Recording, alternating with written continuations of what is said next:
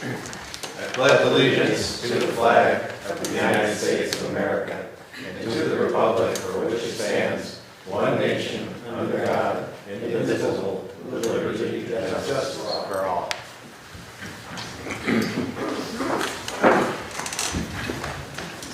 Now it's the point in the meeting for public comments. If anybody has anything they want to bring up of importance or significance that's not on the agenda, now would be the time to do so. Don.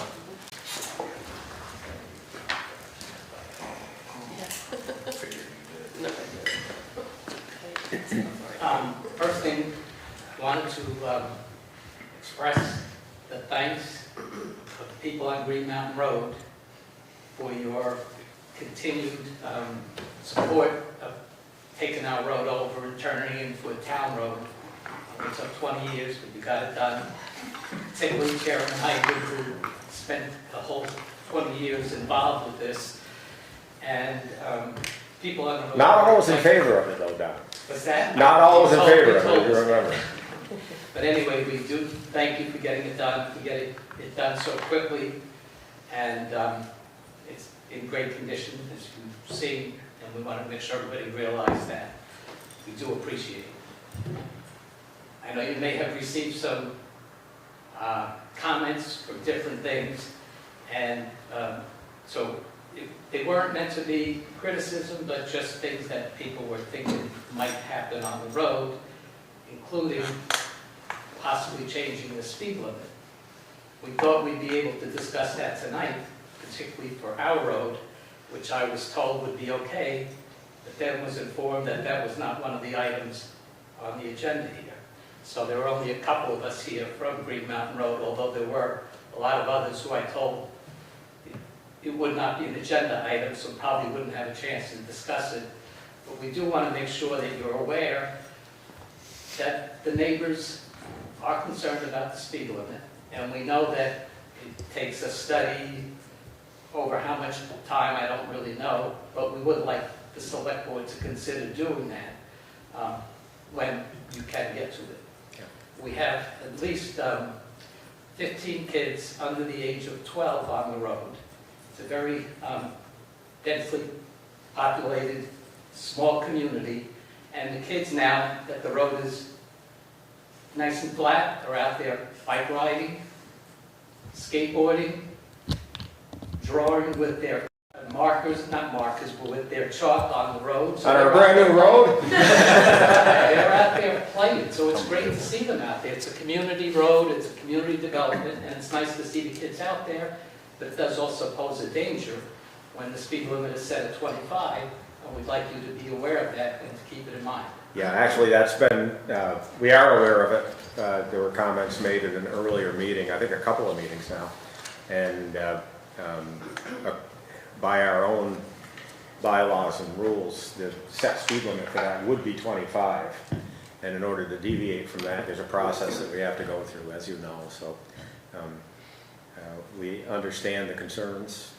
I agree with the concerns, personally. So we'll see if we can get that moving along. How do we initiate that? So there's two ways to do testing, and you'll see tonight when we talk about the other roads, you'll see both of those ways have been done.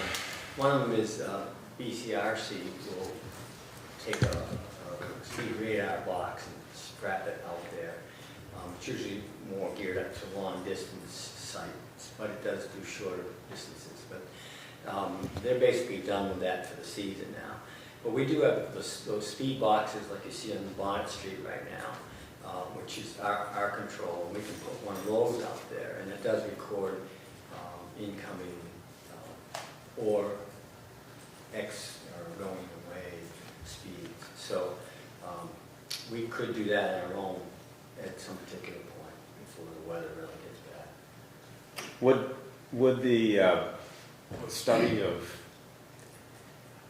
historical speeds of vehicles have any bearing on the idea that the community feels that the speed limit is simply too high for the type of neighborhood that it is? And would we actually need that data in order to move forward?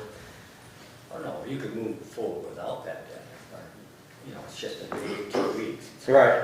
You know, unless you're speculating that it's gonna be. Is speed. it possible to get it done before Thursday? Because with the town road 80, instead of 600 or 800 kids, we might get 800 to 1,000 kids. Oh, man, yeah, I know. And it's gonna be 70. Yeah, but nobody drives in there during that period Oh, anyway. yeah, they do. No, I Do know. they really? Oh, yeah. You'd be Drive somewhat along crazy down to the drive road. in there and, because it's so crowded. But how expedient can we be, and is there a number, like 15 miles an hour, that's common for something with that amount of homes? Or density is the word I think I'm looking for.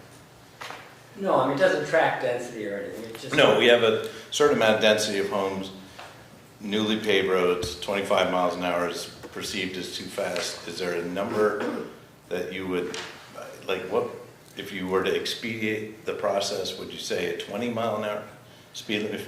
Yeah. I mean, it's just speculation at this point. I mean, you know, you talk to the police about their training, about how people estimate someone's going so fast. They report they're going 65 on the street. They're really going like 47 or 48. And then you look at the numbers that we do get for recordings, and they kind of verify that. Right. You know, people think that people are going faster. Yeah, I don't think we don't have enough historical data to suggest that people are breaking the existing speed limit. The request is to just not to have the speed limit be that high because of the density and the character of the neighborhood. And perception.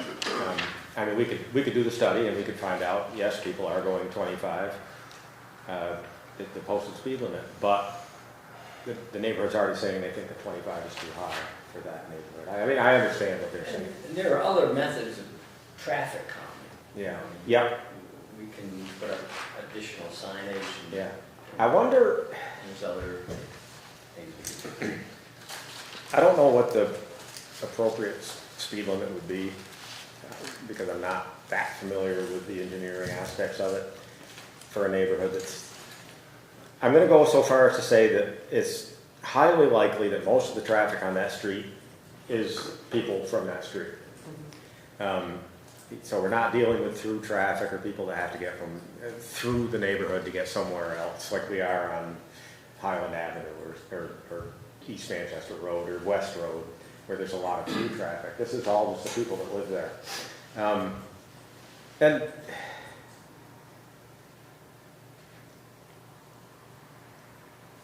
I think it would be helpful to try to establish what would be a safe speed limit for that type of a neighborhood. There must be, and maybe in consultation with the police or somebody that deals with that kind of an issue. Like I said, we're not dealing with through traffic. They're all people that are either coming or going from that neighborhood, most likely. Some deliveries, of course. It seems to me that reasonable people could sit down and say, we feel strongly based on X, Y, and Z that this is a reasonable speed limit, and we would have the control and the ability to say, okay, that's what it's going to be, without having to say, well, nobody's speeding at 20. Nobody's speeding with a 25-mile-an-hour speed limit. Probably very few people would be. The suggestion is that 25 is too high, even though, and we don't even know yet. I was just really saying. Well, I could move forward with the study. We could get BCRC to do a study for us. Yeah. And they could come up with recommendations as to the speed limit. I think that would be. You know, take into account density. Yeah, if there's some way they can establish that number based on the type of community, the density of the community, the fact that it's to a very large extent workforce housing, and workforce housing has children, that sort of thing. I would also suggest that the precedent, since it's been bumpy and Yeah, pothole ridden for yeah, they years, were common right? traffic calming That now devices that there there. is a very nice stretch of pavement, that if we could, even just having the box available, whether or not it was actually gathering for this purpose, but just to like set that example that now it's, it's 25, and we're gonna keep that in mind, that that might set more of a pace for the folks that are driving out there. And also bearing in mind the VCRC may come back and say 25 is the appropriate speed limit for a neighborhood like this. I don't know. I don't know the answer to that. Okay, well, let me connect with them and see what we can do with getting that going. In the meantime, we'll put a box out there If, and we can get some data. in the absence of a study telling us otherwise, is there any other reasonable mechanism by which we would lower a speed limit below what our standards say it should be? Do you understand the question? You said, this body sets the speed limits. Yeah, okay. We would just have to put it on the agenda the next time. Yeah. Deal with them. But, studies have proven that if a board sets a speed limit that's unreasonable, people tend to disregard it. Right. I mean, then what do? You've got a 15 mile, let's say a 15 mile an hour speed limit. We put a police officer out there and they write a ticket for 30 miles an hour, which doesn't seem too unreasonable, but I'm Yeah. just speculating there too. Can I Okay. say one more thing? Dom? Presently, there are 2 speed limit signs, one at the north entrance, one at the south entrance. Perhaps, as a start, put up 1 or 2 more signs on the road itself. So, like you said, most people are people who are going into the development, and that's as far as they're going. So perhaps if they saw a sign halfway down the road, rather than at the beginning of the road, it might remind them, speed limit is 25, Yeah. if that's what we decide to go. And also possibly some children at play signs on the road would help, at least as a start. Do we have any of those down at the garage? I think we do. Oh, we got signs. Yeah. I mean, the children. I've been putting them up like John O'Keefe used to. Yeah, I know, I've seen them everywhere. Yeah. Okay, thank you, Dom. Any other public comments? Yes. And I'll have you go to there's a microphone there for the Zoom meeting. Take your time. It's good, but dangerous. Looks painful. Yeah, herniated L5 disc. Oh, Good afternoon, or good evening. I'm gonna, echo Dom's sentiments on thanking you for finishing up our road. I also live on Green Mountain Road and have the same concerns with the speed. Our 9-year-old child is one of those kids who skateboard, draw, and bike on it.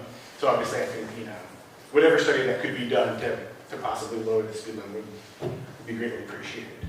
I'm also up here for another reason. I did just see it might be related to bullet point 13. So I don't know if I should wait until November 12th, or if I can just kind of bring up some concerns. Primarily related to, a lot of people are calling them e-bikes. What I'm seeing around town, and more specifically, where I'm concerned about is the skate park at the rec park. actually, that's a suggested agenda item for that next meeting. It's not an agenda item for this meeting. so- Okay, yeah, I did bring it up to Jonathan. I didn't know if it was going to make it onto a specific. Yeah, it's on there for a note to us to make Okay. sure that we include it. Then I guess I will wait Okay. until the 12th. Again, it's just, these bikes Well, don't qualify in state law as e-bikes. And they are motorized bikes, whether they have a gas engine or a battery-powered engine or motor. There's a sign clearly at the skate park that says no motorized vehicles allowed on the skate park, but I'm seeing them constantly on the skate park, causing huge safety concern. Yeah, For if me, you were pulled a lot of over people. in an electric car on the highway and you made the argument, well, it's not a car because it's powered by electricity rather than Exactly, yeah, and gasoline, that's, you wouldn't prevail in that argument. well, some people do believe that. Yeah. I I get a it. few people at the skate park the other day. So I guess I'll save my concerns for them, but I hope everyone can do some. Yeah, that research issue on with the reality of skate what- park is a different issue than Yeah, what we're that's what I was talking trying about to- here. And that's, this is about a bike scoping study throughout the town and Okay, that's definitely an issue worthy of comment and Okay. for this evening. Yeah. And Okay. I don't know if you want to elaborate it on it. Yeah, I mean, absolutely. If I have the green light to go ahead and, Yeah, elaborate as long as I understand we have a lengthy agenda. Yeah, no, I'll make it as quick as possible. Thank you. I'll cut back on my 9 pages. But so basically, I'm at the skate park every weekend with my son and dozens of other kids ranging from, 5 years old learning how to ride a bike to 40-some-odd-year-olds skateboarding or biking. Awesome. It's a great asset to the community. I have no problem with that. Until you land on your L5 and, Yes, but this is not from biking. Okay. So just the past probably a couple of years, e-bikes and battery-powered bicycles have become much more common. And in my opinion, they don't belong on the skate park. A lot of people argue that they are bicycles under Vermont state law. Vermont state law does have classifications of e-bikes that they need to be under X amount of wattages for its motor, maximum speed limit, must have operational pedals, like a pedal bike has. The bikes that are at the skate park do not have any of those. Yeah. Or they don't have pedals. They have 3,000 watt motors instead of 748, which is the maximum under Vermont state law. And they weigh close to 200 pounds or 250 pounds. My concern is that if one of these vehicles hits a kid, it's going to be a huge problem. These things can go 80 miles an hour. There's a sign clearly stated at the skate park, no motorized vehicles. Yeah. Yet even some law enforcement officers who I talked to said, it's battery powered, it's Vermont state law, they're allowed to beat it. I'm just asking for clarification, better signage explaining what's allowed on the skate park. yeah, and I think that's a discussion that we should have, is should any powered vehicle be allowed on the skate park at all? Or if we should go by the state's requirement that it be of a certain wattage. If these were in fact e-bikes that, weigh 50 pounds, have much smaller engine, I'm not going to complain. But Yeah, these things, and they have these things- pedals, they are actual I mean, bicycles. the manufacturers describe these as electric dirt bikes, Yeah. not bicycles. It is classified as a dirt bike. Yeah, the Cirons. Surance. Yes, sir, yes, that's one of them. That has been around quite a bit. They're cool. 13-year-old me would love one of them, Yeah. but I'm not going to take it on a skate park where 5-year-olds are learning how to bike or, someone's I can see the problem. on a skateboard. Just huge safety concern. They've almost hit me. They've almost hit my wife. They've almost hit my son. I've verbalized this concern to them in the past, and I've had parents thank me for, telling them to get out of the way because, they also have little kids learning to ride. I can't tell them where to go, but they can't be there. I'll do a little research on the state definition of an electric. I have a printout Oh, of I'm sure you have. statute if you would like to see. Yeah, that's fine. But as the board that controls what happens over there, we should probably decide whether we want any electric vehicles on there or if electric powered bicycles are fine, as long as they're actual bicycles. I feel like on the rail trail, we allow ones that are up to 20 miles per hour. Yeah, there's 3 classifications. They'll have a maximum speed of 28 miles per hour, depending on if it's pedal assist or throttle assist or this, that, or the other. The big defining thing is a 700, I'm going to call it 750 watt motor. Yeah. The Suron and other similar ones are pushing 3,000 watts. Right. And, significantly larger, and they look like a dirt bike. Okay, very good. Thank you. Thank you. Any other public comments? Hearing none, we'll get back to the agenda. We need to approve the minutes from October 15th. We have a motion Second. and a second. All in favor say aye. Aye. And the minutes are approved. We have 2 liquor license renewals.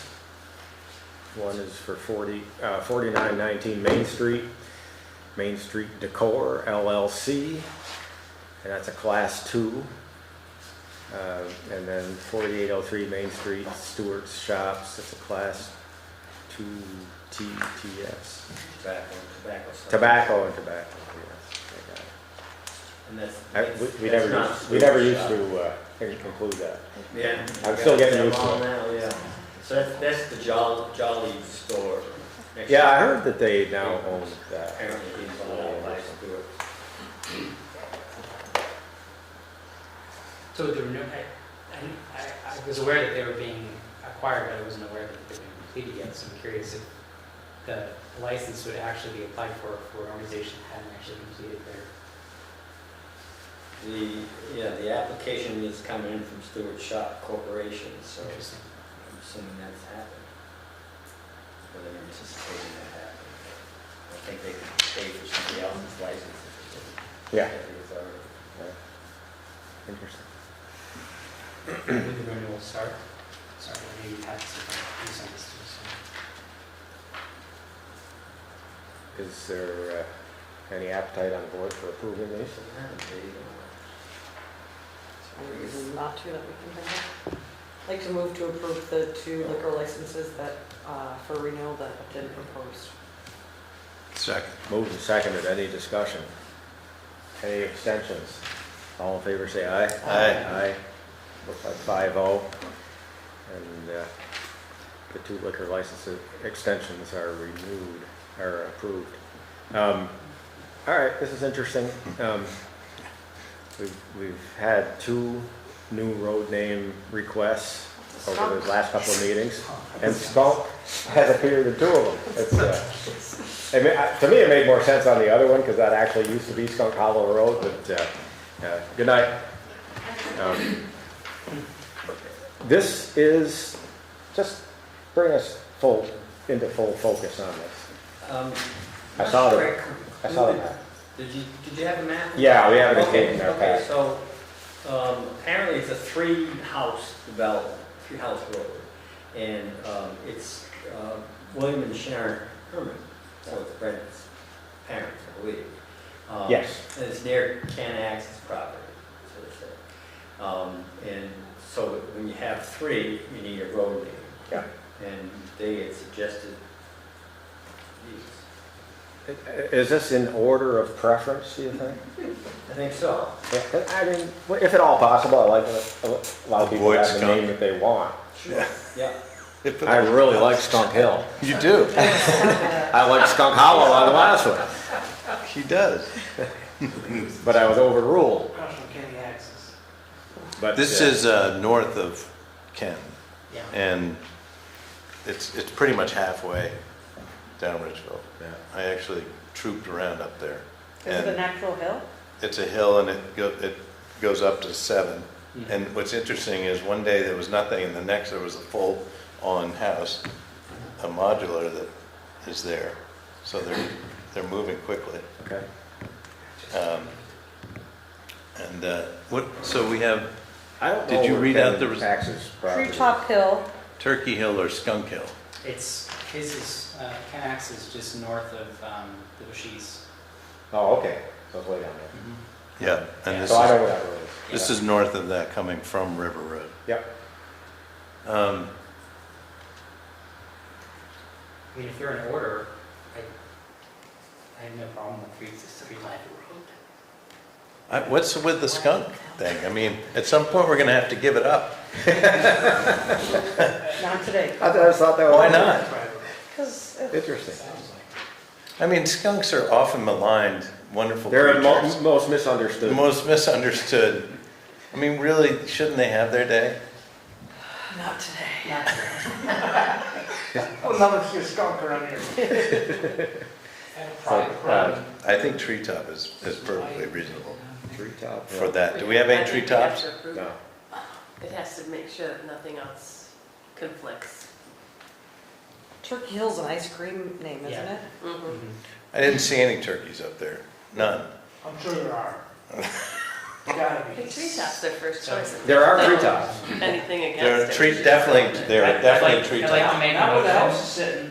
I'd like to make a motion to name the new road off of Richville Road Treetop Hill. Second. Any further discussion? Yes. So there's an easement that goes, a Green Mountain Power easement that goes through the property. We could call it Green Mountain Power Easement Road. That wasn't even one of the requests, Mr. Keller. Now, here's an interesting. But it's under discussion. But, under discussion. Yeah. The first two, Treetop Hill, Turkey Hill, but Skunk Hill Road, should it be Turkey or Treetop Hill Road? It could be treetops. In all seriousness, Yeah. should that be the name of it? Well, don't we? Oh, Treetop Hill Does Road. it have to say road or could it just say hill? It could say lane, circle, I mean, typically a road is a through. It's not a road. It's not consecutive though.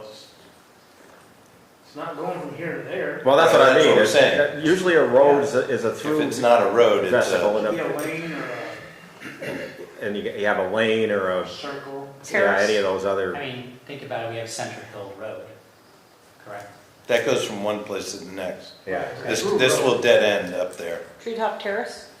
or have terrace.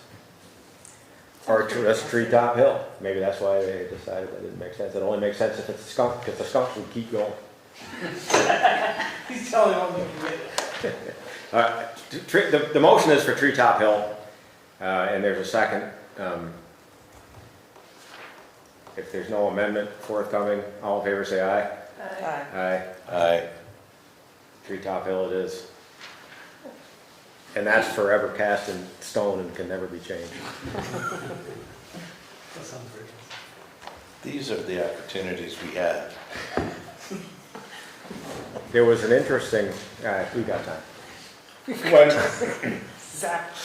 a previous town manager had suggested that the town shed road be changed to Jeff Williams Way. And there was at least one resident out there who was a professional business that had all kinds of information, said he lived on Townshend Road, his family grew up there, it's always been Townshend Road, wasn't particularly in favor of the change. And we rescinded that change and said we have to make something into Jeff. We got Jeff all excited about this, we got to give him something. So we gave him this road here. That's the history on that. And by the way, just for history purposes, hill refers to, can be used as a suffix for a hillside road only. Oh.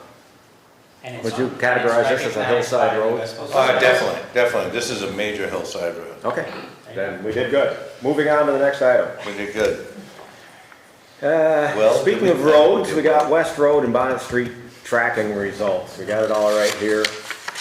Scott, tell us the good news. You have in the packets, let's focus on one at a time. Okay, So when we reset the Main Street speed limit out here, some of the discussion came up, like, what other areas are we looking at? So somehow West Road and Bonnet Street came up. Bonnet Street came up, there was a citizen that had expressing displeasure about speeding out there for quite a length of time.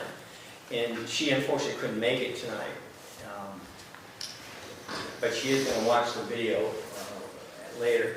But regardless of that, I told her, we needed data, and so we did get that. And so focusing on Bonnet Street first, you'll see, which is separate from the BCRC, this is from our own box. yeah. And it only shows the incoming direction. I did give you a map in front of you that shows you roughly where the speed changes. So it's almost by where the water bridge is coming into town. Yep. So at that point, it changes from 40 down to 25.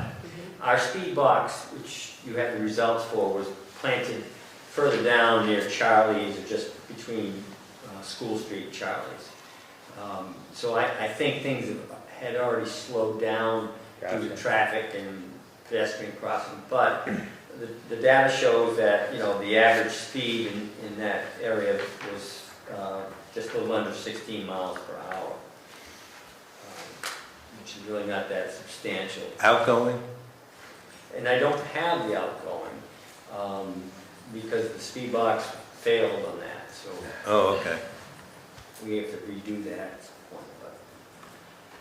So that's the Bonnet Street situation. You've got a pedestrian crossing light at School Street and Bonnet intersection, which is pretty effective. You've got a sidewalk, basically where the bridge starts, all the way down to Main. And you've got a lot of businesses Parking.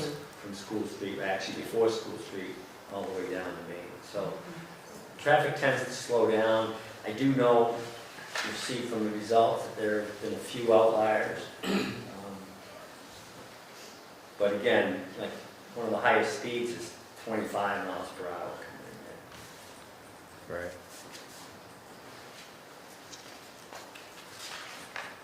It surprises me a little bit.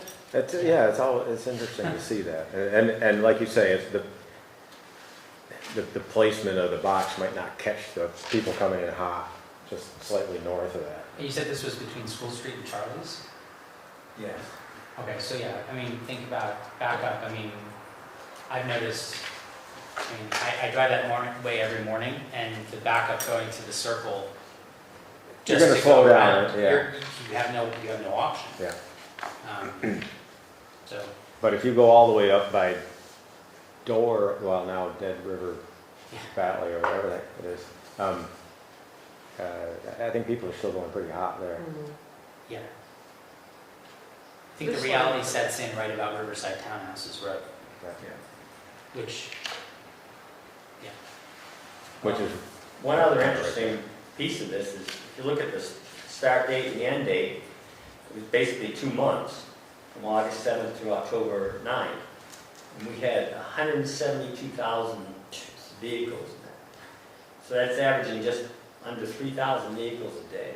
and that number is both ways, correct? Or is that just in? That's income. That's crazy. But that is it's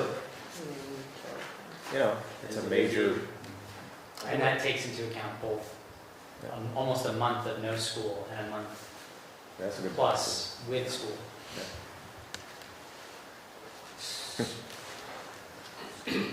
People lately have said, it's funny because they didn't even know this was going on. It just popped up and said, the thing is, the speed limit goes from 40 to 25 at the bridge.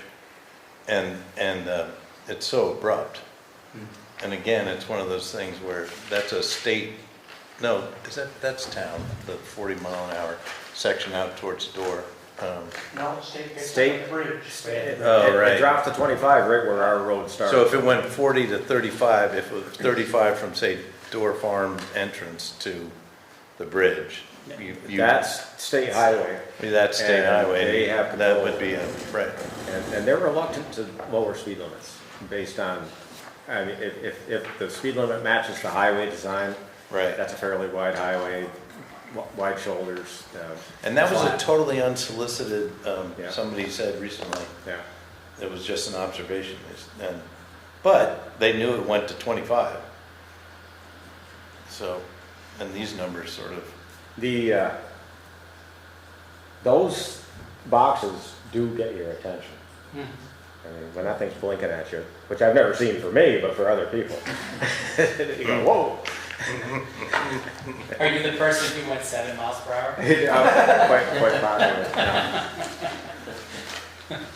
That's another stretch of road that I won't drive that much. weren't you late one day and I got stopped going to a meeting at the library. Yep, cell With a tower. it was big coming crowd here. in the room, and I called and said, I just got pulled over on Barnumville Road. And the person that you pulled over immediately before me was my wife coming the other way, coming home. And he was new, right? He was like. He was new. He was very good. Gave him a ticket. He did not give me a ticket when he realized who I was. No, it was, he didn't realize who I was. Until I called Scott. We can't help. I just called you to let you know I'd be a couple of minutes late. Yeah. So this indicates that we don't have necessarily an issue with an average speed of 15.85, is that right? It was just an FYI for you that we talked about and we wanted to discuss when we got some data, so.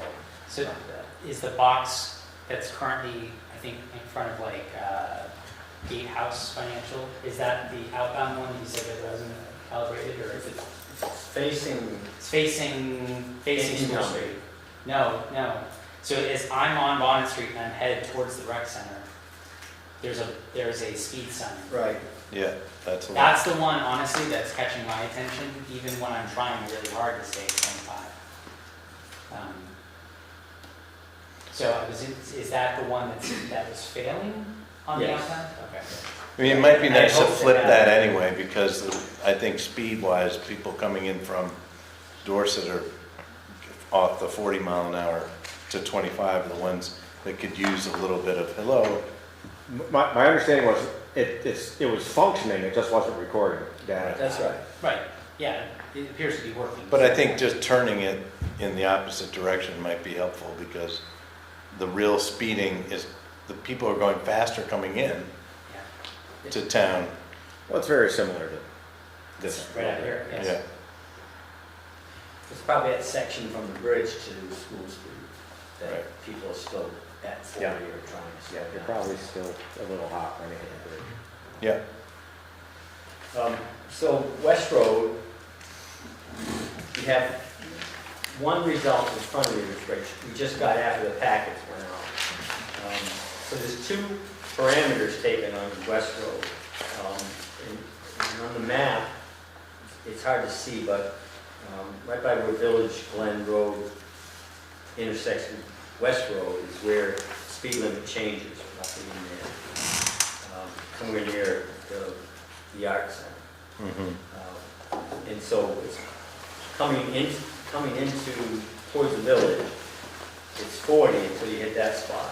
It's gonna get more interesting, I just want you to, Then it drops to 30. So between the two, you've got, when it's at 40, where they put the box, the average speed was 45. Which is, 5 miles per hour above the speed limit, but still not unreasonable. So after it drops to 30, when you get down by Swan Lane there, you'll see the average speed there is still close to 40, it's 39 miles per hour, which is almost 10 miles per hour. Right.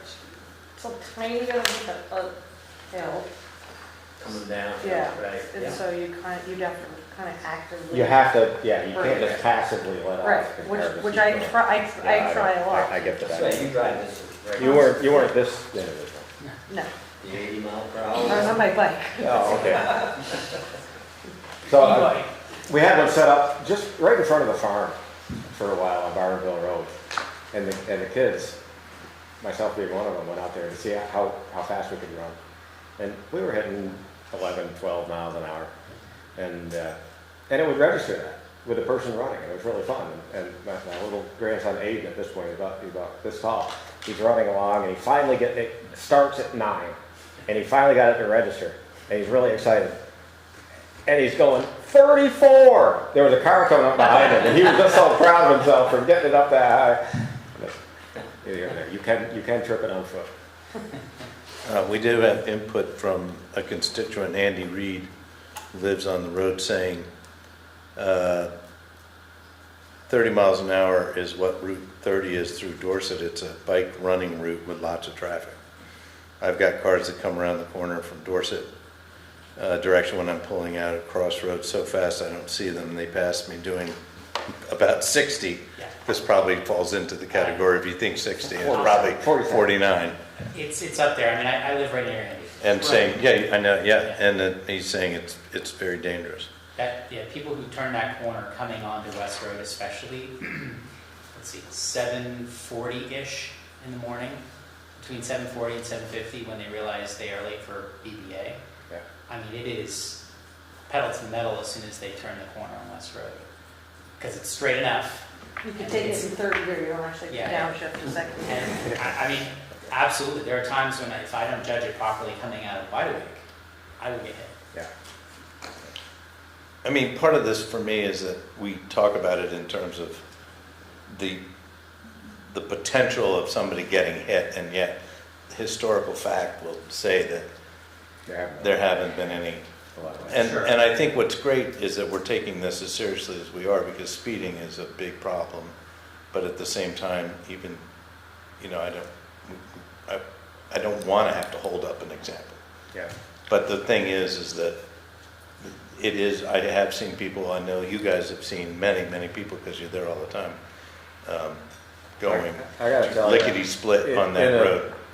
I'm used to driving equipment and older vehicles, and I get in a new vehicle, and it's so hard to, they just go, Yeah, you just feel like you're not even moving. Right. You're going especially pretty like an fast. EV. I mean, and I would back up Andy's point too, is that, you know, I actually happened 2 days ago. If I was on Crossroad, it's actually why I stopped taking Crossroad, because cars would come so fast coming around the corner that I will be completely clear, and I will pull out at a reasonable speed to turn right into Wide Lake, and there's a car on my butt. Yeah, it happens at my driveway, where you have a pretty good line of sight, Yeah, and I'll look that way, I'll look this way, I'll look back that way, I'll pull out, and by the time I get out in the road, there's a guy on my bumper, out of nowhere, and people drive pretty fast. So this enforceable percentage of vehicles analyzed that have enforceable violations, that's high though, that's 95% of the vehicles that are traveling? 95% going more than 30 miles per hour. Well, but enforceable violations, what does that mean? Is that- More than 30 miles More an than hour, 30.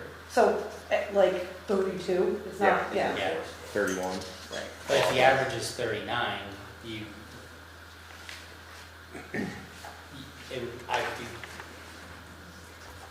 the mean is gonna, you know, it's gonna taper pretty heavily around the 5, let's say 35 and up, as the majority of those folks. So we have what they consider a high enforcement rating there, at 95%, I'd say that's Yeah. pretty high.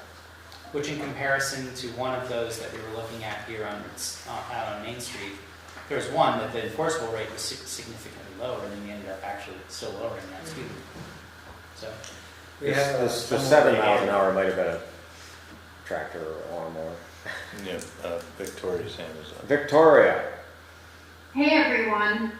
Hi Mr. Chair. I'm reminded in this conversation, especially to Heidi, or can I call you Heidi? Of course. Heidi's point, thank you, that I think what I heard when you raised this point, Heidi, is some lost potential revenue, and more importantly, I go back to most, if not the majority of Manchester's ordinances are tied to public safety. And speeding, as we know, is a public safety concern, right? yes. So between lost revenue and public safety, there's an opportunity here to look at the speed. And to your point, Ivan, Barnumville is another great example. There's a box on Barnumville. I would argue the placement of that box might be relocated to another section of Barnumville, but can be another conversation. But I'm wondering, as I sit here, in addition to the speeding offenses that are happening, especially on West Road, at what time of day are those happening, and what other contributing factors are leading to the high rates of speed? So Jonathan raises the question of maybe people are late for school. If there are speeding offenses in the evening, especially late at night, I'm wondering, are DUIs contributing to the high rate of speed? We Just don't, some observations for the board to consider in this conversation. how granular does the box get in terms of data? I mean, I saw, sorry, this one here, obviously. The one we use from in town has the time. Right. This one that we got from BCRC I don't have that, I don't have that breakdown. So, I mean, we could get it, but, It'd be interesting, it would be interesting to see if it's happening again. Yeah, but people, I mean, I tend to drive faster at night when you know there's not kids and, you know, like, I would say on West Road in particular, there's, I would say the majority of the higher speed violations occur at the Dorset end of it, not the Manchester end of it. Yeah, I was just about to say, this is not necessarily the problem area. I Yeah. mean, people probably go fairly fast from this point into the village, but the real speeding problem is from where Well, you, there's a big police presence in this area. you get down into Swan Lane and then in. They tuck away, Yeah. like right near, I mean, I think advocating for dropping it, right now at 40, people are going, leaving this out of the equation and looking at that longer stretch, past here going towards Dorset. If it's 40, they're going 50 easily, oh yeah. and 60. And I think that the issue is if you changed it to 30, you might bring it down to 40 and to something somewhat more reasonable. And that would be it. I don't know why and that's Andy's point, why don't we make it 30 miles an hour on that road? Yeah, and that section is certainly, it's almost like it is the bypass, right? You're skipping the Oh, entire yeah. town. It's like taking 7 versus 7A. Oh, it's a huge cut through. I mean, that's no question. And if it, and there are bikes and there are people walking and hiking and biking there Yeah, all the time. yes. So that would be worth, I mean, you could do 35, but I don't see why it's not one speed limit the whole way. Well, it's not as densely populated further That's out. true. It's, I mean, and the houses are further away from the road, which Right. is one of the main things that people look at when they set speed limits. Yeah. I mean, But again, perhaps if the enforcement it's is enforcement. moved towards that end, at least to set some more of an example. I mean, yes, I agree with you, Heidi. My late night trips to Stewart's, when I'm done with the kids and I'm like, I need something from Stewart's, like an ice cream cone or something, it's like, okay, there's a cop sitting, there's someone from MPD parked, tucked away across from Southern Art Center. Wave hi Ryan. But yeah, I mean, I think, I'm not saying I rarely see them, but I don't see them as often down this end. Well, that's the other thing would be just more presence. Particularly in the morning. Yeah. More to have some kind of presence and try that first before we go down the avenue of switching the speed limit. I imagine if everybody were going the speed limit or around 40 miles an hour, Well, and I don't think then it wouldn't, I'm sure Andy and you guys wouldn't have a problem if everybody were going about 40. No. Yeah, but when it's 40 and they're going 55 or whatever, And correct me if I'm wrong, but it's not a big revenue generation. No, It's probably more detracting them from doing It's just things a that are present, it's more just- important. Never a resident. Yeah. if you had somebody at Wide Awake a couple of times in the morning and or during rush hour, and if you had somebody at Village Glen or it's Further down whatever, Glen it's would be points, all or the way further down at across. Powderhorn, Maybe. one day, and then just being there, I bet you the example can be set over time. Sort of like Officer, what's his brain up there, and Oh, Tift. Tift. Officer Tift. Yeah, He still exists, but he's not alive. We could appoint an Officer Okay. Tift. That would, What would we like to do with this information? So, I will gather more information about timing. Yeah. And then we will also start, if we can, increase some police presence during like the morning rush hour, so to speak, and see what that brings. I suspect that Jonathan nailed it pretty well with regard to the people getting to school on time. I saw police officers at the top of Union Street maybe like half a dozen times, during that same period of time, because that is also a place where the kids fly in right Yes. around, drop off, pick up. And I think it really works. I think that's where people, they get Well, and it's a great opportunity to set an example early. Because, Yeah. I mean, I'm watching the kid, I'm watching who's driving by, and I can see the average age is not with gray hair. So, That's So it's not teachers. it's not teachers. All right. Okay. So we'll start with enforcement We- and see. We have a plan to move forward. Get back to my agenda here. Sorry, everybody.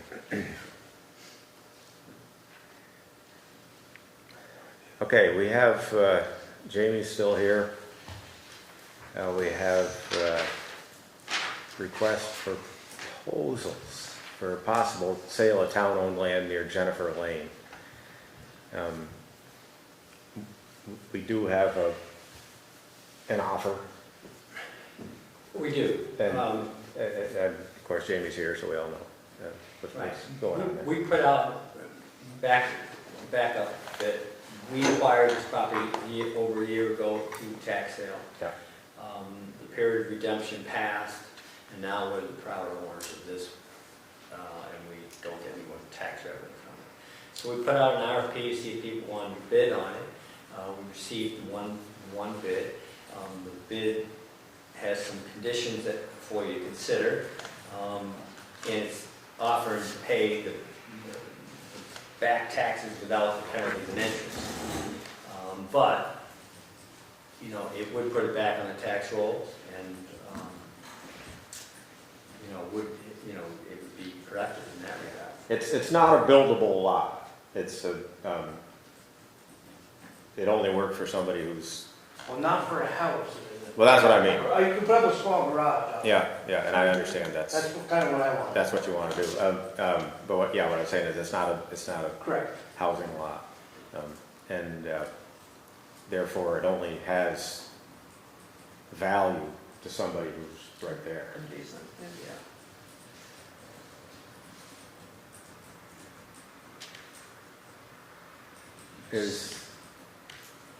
Is this all something that just takes place out in the open? As far as decision making on this? For this type Yeah. of sale, yes. Yeah. You'll see later on. And just to be sure about the process, we've already been through the waiting period. This could take place That's right. right away. Right. Yeah. And the sale price can be anything Yeah, at this point. yeah. Victoria's got her hand up. Victoria, For those on Zoom, Mr. Chair, could you share the potential buyer's full name? yes, it's a public document, I believe. It's Jamie Green. Thank you. He's owns an. I know Jamie. He Thank owns, you. he owns the property across the street, and this is not a proper building lot for housing, so it has limited use, and he wants to build a garage over there. That's great. Thank you for sharing the full name, Mr. Chair. You're welcome. Are you looking for some action on this? Well, the only thing, I mean, trying to stay arm's length on this because we're all friends, but you know, we're doing this on behalf of our constituents. What would the outstanding figure be for taxes and penalties, interest and penalties? What's that, 30,103. Thanks. Yeah. Okay, I understand the whole thing. So we have just so that everybody knows, and we're totally upfront about this, we have an offer for the outstanding taxes. To be paid in increments. Yeah. And this is their only offer. It's the only offer we got. Okay, just wanted to say that publicly. And then it's obviously, if that would, the current year's taxes would be due in, That's included in that price. Talking to Michael. The current year's, the current. This current year is added into that price. Uh-huh. Right, but I think my point is if it's sent over 3 years, right, the taxes. You'll would assume be- that the tax responsibility for it. Correct. Whatever papers are signed, I will assume the tax. Yeah. Okay. And we still have to go forward with the process. Merrill's got to Yeah. put something out there, form, I've got to issue. I think I have limited appeal to anybody. Anybody else? And I would be interested in getting it, not owning it anymore, getting it back on the tax roll, so we could spend a lot of money spinning our wheels and trying to figure out what else to do with it, but we've got an opportunity here that makes sense, so. I'd like to make a motion that we approve the purchase offer from Jamie Green for the property on Peggy's Way. I'll second. Any further discussion? All in favor, say aye. Aye. Aye. Okay, so we'll go through the process now with Merrill. She's got an issue of, and we got to publish something for 30 days, but Yep.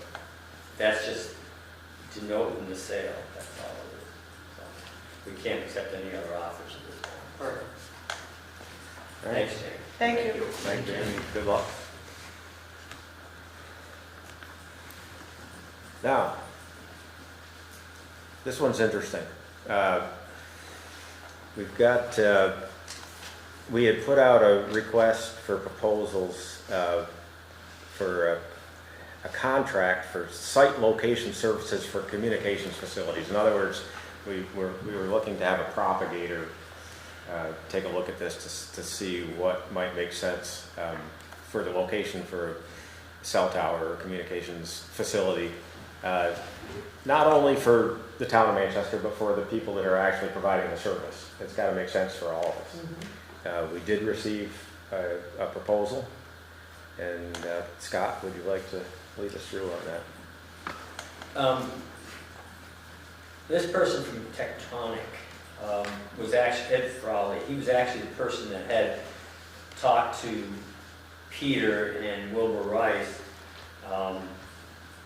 prior to us going out for the RFP. And he had served as kind of a sounding board for them when they were scouring around looking for a propagator for the telecommunication sites. So we were pleased that they actually made a bid on it. We did receive no other bids on it. My concern was keeping the cost down because they can, you know, sometimes be fairly substantial when they add on things. So working with him and feathering out his bid, it came out to about $57.50 without any out of scope services. Not sure if we would ever need any of those out of scope items or not, but he doesn't think so. Regardless of that, did some background checks on his previous work and turned out great, highest recommendations. So that's the response about the RFP. It's a lot lower than we thought. It is. Yeah. It is. I think what they did was limit some of the things they can do.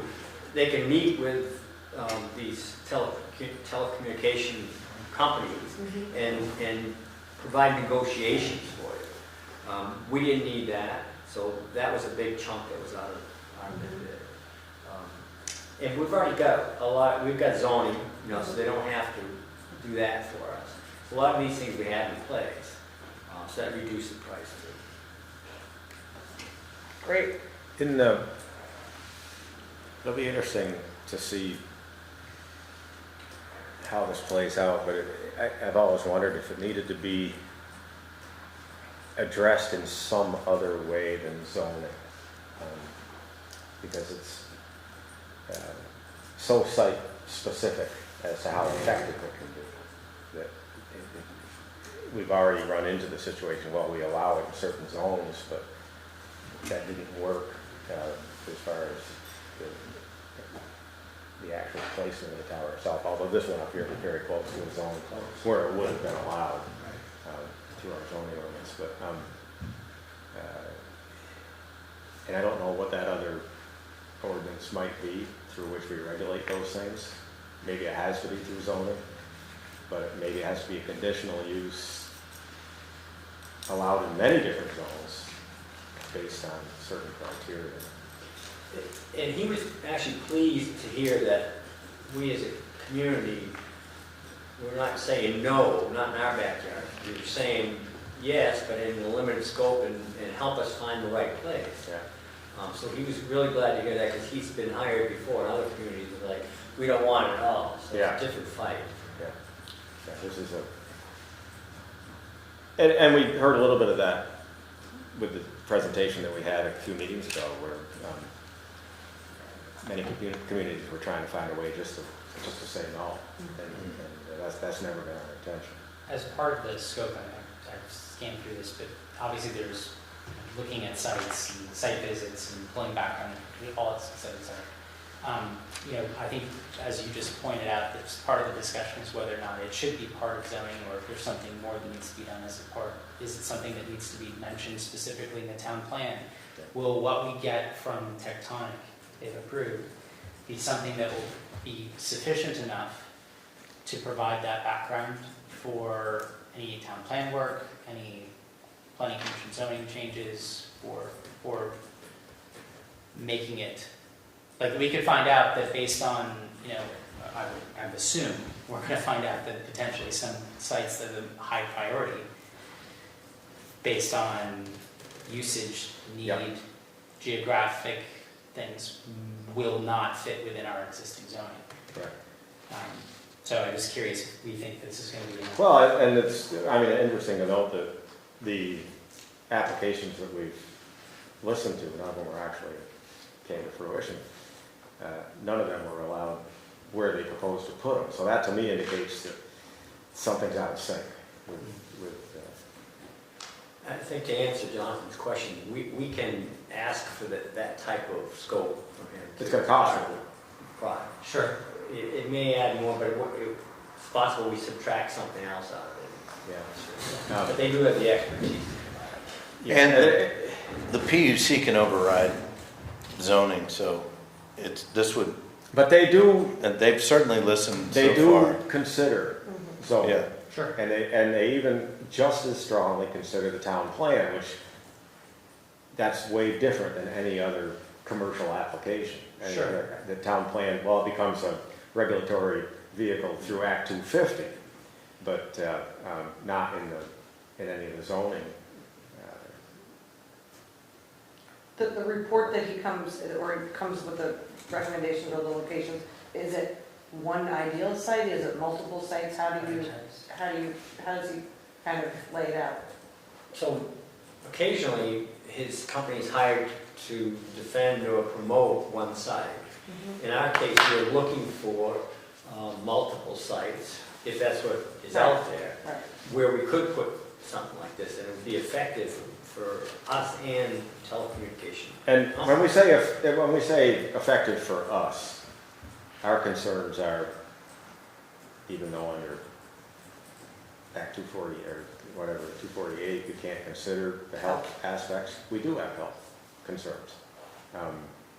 And so setbacks from certain residential uses or schools or whatever, Recreational centers. yeah, would come into play, I would think, in their study of where's the best place to put it, so it works for both And I think, to answer your question, it says one of the things here, I think Scott, you probably highlights, is prepare a property survey map showing the possible locations in a prioritized format. Okay. Yeah. Yeah. So, Yeah. So, Great. and the reason why I was bringing it up was specifically to the town plans, because I know you mentioned, Ivan, that, in the town plan specifically, we mentioned, I believe, that towers would be in more like wooded areas that did not deflect from the beauty of the scape. But as we've learned, or at least found, that those are some of the most challenging ones to actually accomplish. Yeah. So that's why I was getting to whether we would have enough to make those decisions. Yeah, it's, I think that's well within the budget that we had considered. Yeah. And will give us a better platform through which to receive applications in the future. And so what do you need from us, Scott? Just approval to move forward with the contract. Do you want a motion for that? Yes. I'll make a motion to accept the contract for site location services and communication facilities from Tectonic. Second. Moved and seconded, is there any further discussion? All in favor, say aye. Aye. Aye, that's 5-0. And this is good. We want to be in a better, Offense, not Yep. defense. a better position in the future. Town manager updates. We're down to town manager updates, I'm told. All right, we've got some other ones added on too, in the meantime. Just a quick, maybe not even a reminder, just to let you know, we're gonna have a staff meeting tomorrow at midday over at the park building, the rec park. So this office will be closed 11:30 to 1:30 tomorrow. Town clerk will be open still. So that's an FYI for tomorrow. Riverwalk Bridge update. We reached a memorandum of understanding with the Riverwalk Association and the general contractor, Bill's company, and us, to get this thing going and whose role and whose responsibilities and whose insurances were covered. So working with Merrill on our behalf, and they had an attorney on their behalf, we've got everything in place now. So they've gone forward, I believe, and ordered the bridge, and they've ordered the site work that's going to be done. So things are moving forward on that. When do they anticipate? Some preliminary site work will be done this fall. So Oh. you'll see some activity over at the green. We've got to block the green off for part of the green at least for the winter. Great. And I'll have more updates as that goes along. Also, in front of you tonight, I just passed out our ARPA fund reconciliation. And the reason I do that, I was at a conference last week with town and city managers in Montpelier, and we were talking about ARPA funds, and the question came up, about the commitment date. And if you remember, the 12/31/24 was a commitment date. So you're looking at our list, and then the question is, well, what's a commitment, right? And so I was provided a definition of what they call an obligation, not commitment. So under the obligation definition, it means continues to mean an order placed for property and services and entry into contracts, subawards, and similar transactions that require payment. So in looking at our commitments, we're basically good on all the ones up top that have already been paid out. And you'll see the Riverwalk Bridge is 50,000 commitment, so that's a contracted amount. Police dispatch, again, we've already contracted for that, so we're good there. That just leaves that emergency river flood mitigation. It's kind of a vague, possibly not meeting that criteria. We engaged with that company, though, that did the initial work for us. We did, to do a consultant summary, which they provided. So where we are in that right now is we've cleared the first hurdle and been invited to apply for this large grant. And we have a good chance of getting it from what they tell us in the state. Now, if we get it, it would enable us to use this 200,000 towards that. Right. It'd be a substantial grant and it'd be a substantial project. And hopefully it would help mitigate some of the flooding issues that we've had. Can I ask a question? Can we put it in our lost revenue bucket and then earmark it for future use for that? Yeah, that's my thought too. I'm meeting with Katie Buckley from the league next week on this. She happens to be in the Caribbean right now. So Yeah, that's not tough. but she did respond to me and said that she'll be back next week. So I will look for that. If we take that plus the 51 that we have, not committed, not, outstanding, and put it in the lost revenue bucket, and then make a decision about either putting it back into CERT where we've spent a ton of money, or into local options tax, one of those buckets where we've depleted it a lot over the last few years. Wouldn't that Yeah, check the? we could use it. I mean, there's many ways we could use it. I know the Riverwalk people thought that they were gonna get another 45,000 also. Because when we approved the 50, it was with the understanding that they may come back for another 45,000 based on their fundraising. That's how we left it. So, but anyway, regardless of that, we can spend that pretty quick on TV. Everything was going on TV. Just trying to remind you of your actions. Yeah, I mean, I think we got pressed to make a commitment that day. Right, so we committed 50. Yeah, and that, and I feel, I can sleep tonight knowing that that check's been written, and that's great. But I think in terms of complying with the deadlines and not getting ourselves into trouble, I think that there's a way to do it where we don't have to throw any of these Lost projects. revenue. Yeah, that's probably the only avenue we can do that. So I will check with her next week and I'll get back to you at our next regular meeting.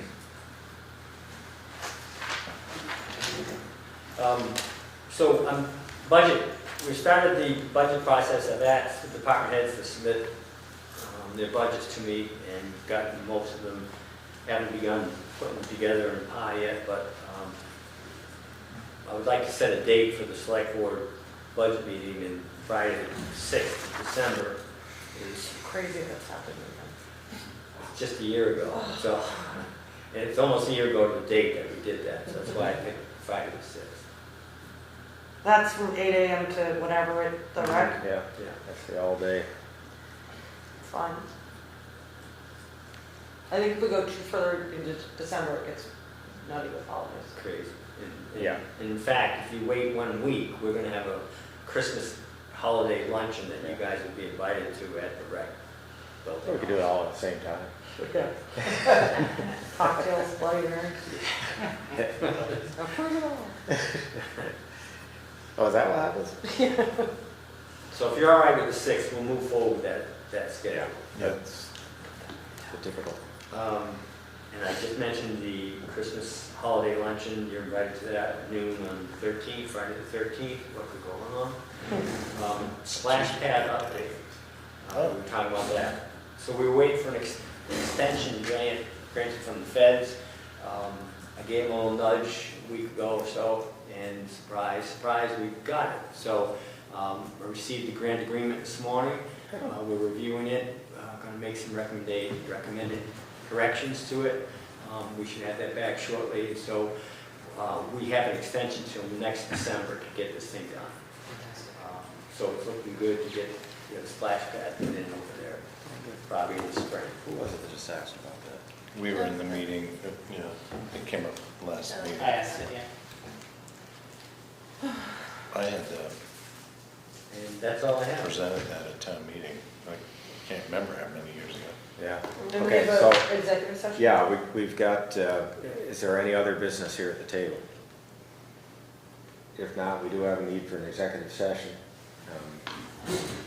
And this is regarding real estate purchase. Real estate transaction, I should say. Mr. Chairman, I move that we go into executive session for the negotiation of possible real estate purchase that would otherwise put the town at a distinct disadvantage. The Premature disclosure of which. would put the town at a distinct disadvantage. There you go. Thank you. You guys. Second. Yeah. Hey, Jamie. Was that a second? Second. Okay. All in favor, say aye. Aye. We are going into executive session. For those of you still in Recording attendance, stopped. that is the end of our meeting. Our public portion of the meeting will come out to adjourn. And our next meeting is November 12th, 2024.